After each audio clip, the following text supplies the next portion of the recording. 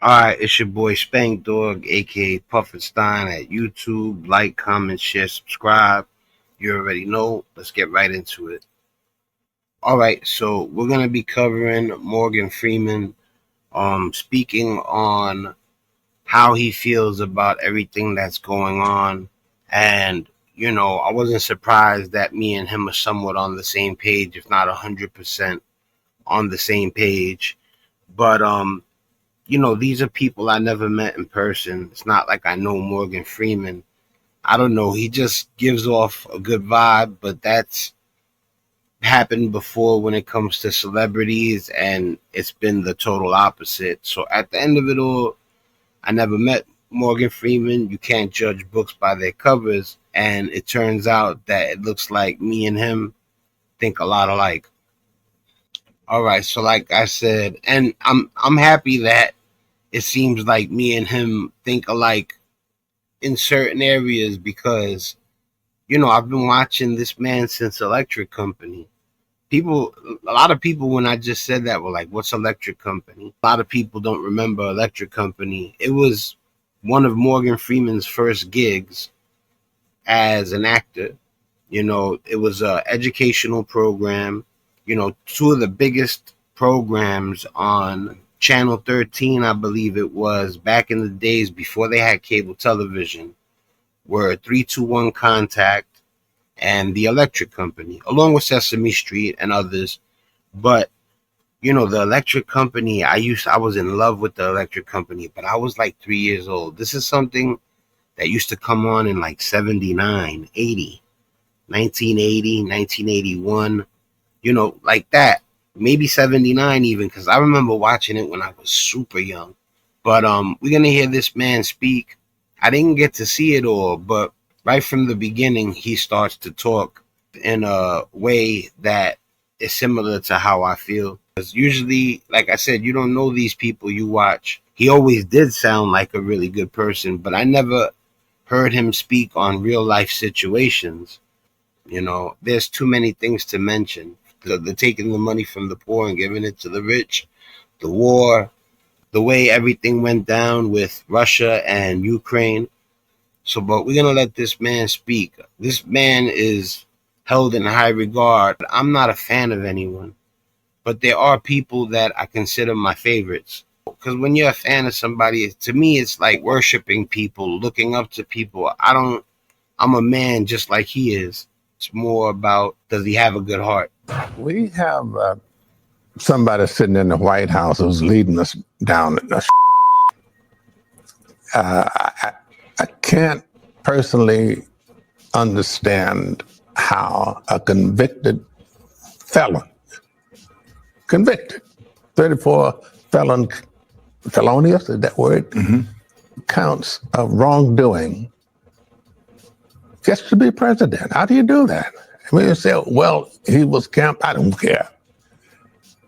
That ruling went down before he stepped into the Oval Office. So it just doesn't make sense to me. Actor Morgan Freeman weighed in on the President of the United States, Donald John Trump. The whole thing, especially the president and Democrats now are talking about income inequality. And that's basically what, when you talk about the richest 85 people on the planet, right? Yeah. It's income inequality. Do you think that's, looking at, what's happening in the news now, is that a good idea? It's a great idea. It is the greatest idea. We have a much more vibrant society when we don't have such a vast chasm between the haves and the have-nots. We need that middle ground that we call the middle class, the people who buy everything, people who use the products that the rich are creating, if they're creating anything other than wealth, right? So it's what's happening with the Chinese economy right now. They're changing their whole outlook because they need consumers. Yeah. And without a middle class, you're not going to have consumers. You're not going to have it at the level that we normally would have it. He would be consistent for some time in certain areas, of course. So Morgan Freeman is with us today, and I've read up, obviously, on things that you've said in the past about Dr. Martin Luther King. And you had said this Dr. Martin Luther King is not a black hero. He is an American hero. Hero. Yeah. What do you mean by that? Well, I think if you sort of categorize people, it tends to dilute their importance. How many times do I say I hate labels? And listen, man, he said the gap between the haves and the have-nots. The have-nots are doing bad, right? And if there was more support, more programs, more help for people in that situation, the world would be a better place. That's just simple and plain. People that are really, really doing bad, if they got some help, for the people that are not doing good economically, they wouldn't be so desperate. And that, I guarantee you, that's a better society. Referring to Dr. Martin Luther King as a black hero, it lessens his stature. He's an American hero. He's no less than any other hero we have here, that we don't dilute like that. I think we've come quite a long way, but we had so far to go, and we still have quite a ways to go in race relations in this country. And I expect that by the time we've solved that problem, we will have developed others. So, life goes on. I think Morgan Freeman doesn't believe in unity. You think he believes in separatism, societies that don't want any other nation or color, any other nationality in their space? You know how ignorant that is? You got to wake up. They said woke is dead. Well, woke is alive. We bringing it back to life. It's the honor, the honesty, the truth, the respect that brings things back to life. It's never okay to be asleep when people are trying to do things that are nefarious. Trayvon Martin case, is that anything that is indicative or reflective of our relations among the races as a whole? You want to say yes. I'm afraid to say yes about that. It's a little more complicated than that, but yes, I think that profiling is still a big problem we have here. We were talking about stop and search in New York. Stop and frisk. That's obvious profile. I spoke about stop and frisk before on one of the other commentaries. I mean, that was a crazy time, and at the time I was running around way more than I did now. They used to jump on you for no reason, the boys. And it was crazy because it would be people that were coming home from work. Probably at this time or at most times, they weren't even profiling. Stop and frisk was just, you could just get jumped on. That's it. Profiling, because most of the people they stop and search are black and Hispanic. The mayor says, well, yeah, but that's in the high crime zones. Really? It's like if you look in the prisons, who's in prison for drugs? Blacks and Hispanics. But that's the lowest echelon of the whole problem. In modern times, while appearing on MS Now, formerly MSNBC, Freeman's conversation with host Lawrence O'Donnell turned toward broader concerns about the direction of the United States of America. I quote, "I'm constantly reminded of Germany in 1935, he told Lawrence. What was happening there? The brown shirts, those people that are marching through particularly Berlin and rounding up people, putting them in boxcars and sending them off." Man, big shout to Rick Strom. That's a good dude right there. You know what I'm saying? He's holding it down.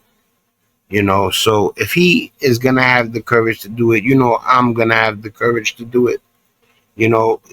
This man, along with Morgan Freeman, inspires me, and I hope I inspire them.